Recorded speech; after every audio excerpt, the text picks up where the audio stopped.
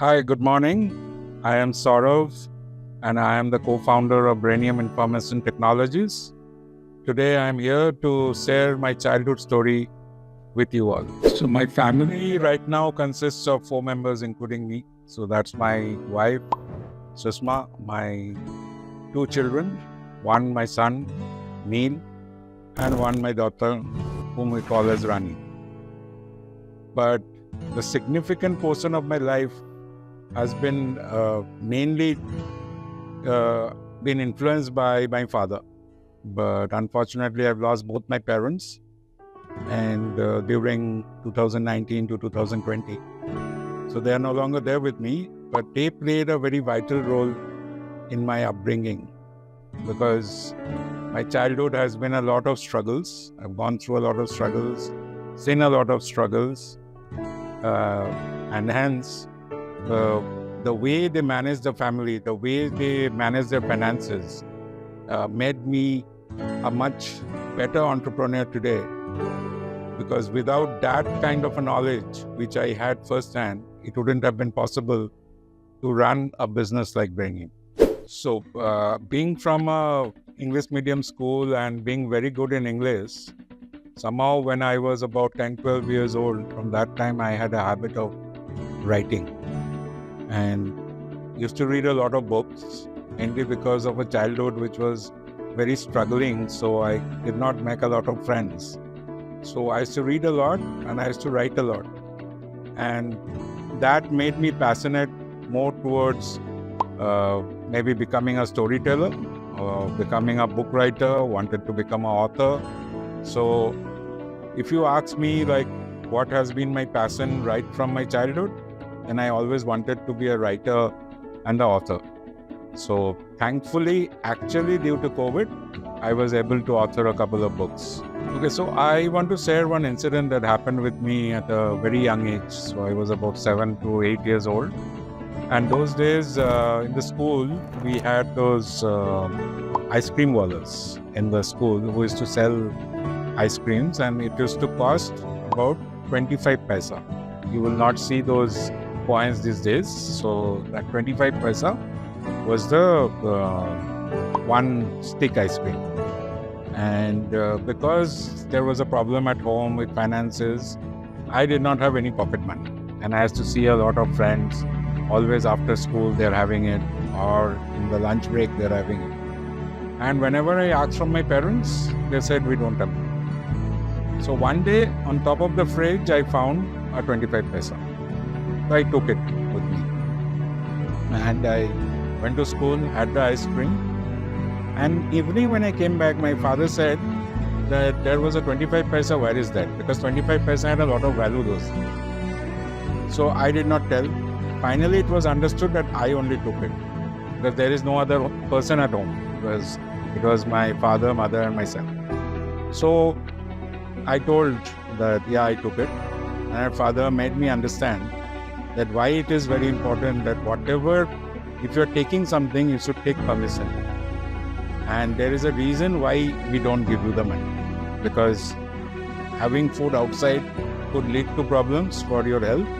And we are not in that kind of a position that we might be able to spend money on hospitals or doctors. So we want to ensure that as much less money we can spend and only take care about your education. So you're going to school only for learning and to become a good human being. This incident I remember because today I am almost 47. So you're talking of 40 years back this happened. Because it made me realize when I started my business that each money, each amount, each dollar, each rupee makes a lot of difference when you are starting up without any external funding. So this incident of this case where my father actually made me understand that why a simple 25 paisa makes a lot of difference. Also, kudos to my father that actually he keeps a track of each paisa that was there with him. Because otherwise today 10 rupees also we do not care. We might forget that I've given this 10 rupees. But for him, that 25 paisa also made a big difference. So if you ask me that any incident which left a profound something with me and it was connected when I started a business, this is the incident. Okay, so being from a middle class background and then standing up in life, I've been working on a good company in Bangalore as well as in Kolkata. We had a pretty good life when I started working.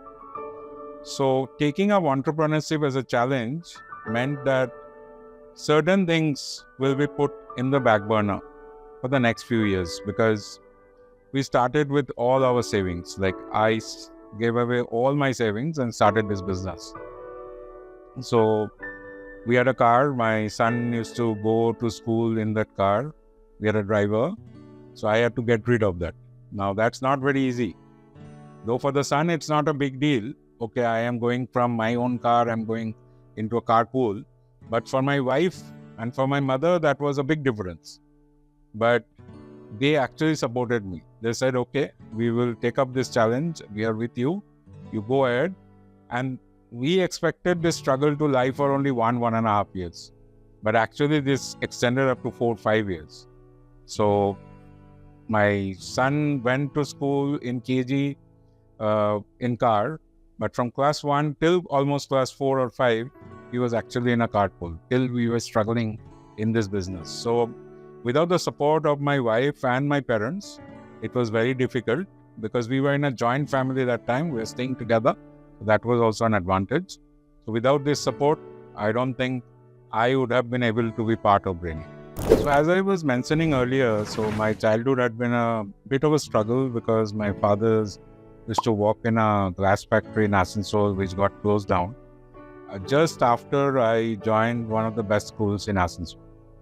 And my father was determined that I should not leave that school. So he did lots of struggle for the next 5-6 years to ensure my education goes uninterrupted. So if I have to be gratitude or show gratitude to anything, there are two people.